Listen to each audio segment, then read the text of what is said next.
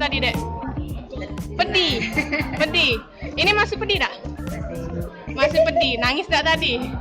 Nangis. Cak mana rasanya tadi sakit? Oh, iya. Juga sih dia nanya kan. Dek, namanya siapa sayang? Handika. Handika.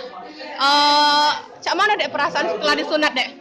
Alhamdulillah tenang. Hah? Tenang ya. Tadi pas disunat tadi nangis tak? Nangis jadi Ngapa nangis? agak tegang dikit, ya takut tadi. Oh, takut. Ibu perasaan ibu cak mana bu nyenguk anak ibu disunat tadi? Oh, tidak apa-apa, tenang baik. Tenang baik. Anaknya diberikan pengarahan istighfar, Oh, baca sahadat.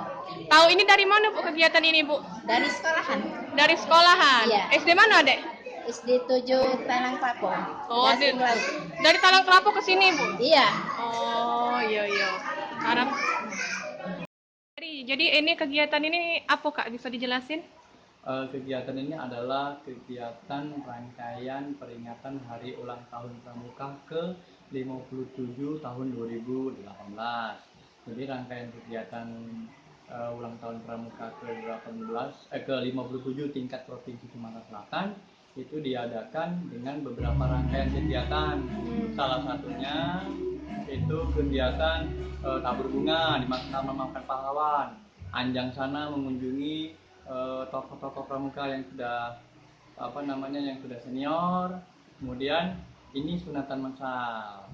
Jadi puncak acaranya nanti akan dilaksanakan pada tanggal 5 September 2018 di Lapangan Merdeka Muara Enim. Langsung yang akan menjadi bertindak sebagai pembina upacara Gubernur Sumatera Selatan Alex Nurdin. Sebanyak berapa orang yang ikut dari sini? Untuk ikut sunatan massal sampai sekarang sudah ada 38 orang dari 40 yang kita targetkan.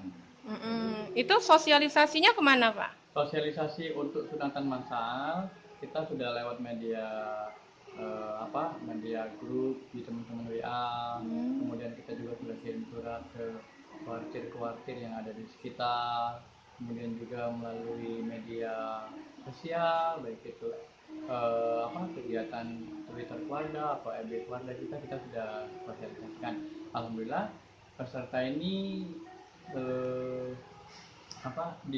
pesertanya dari wilayah yang ada di Sumatera Selatan, Banyuasin, Palembang, Orange Inlet, sebagian ada.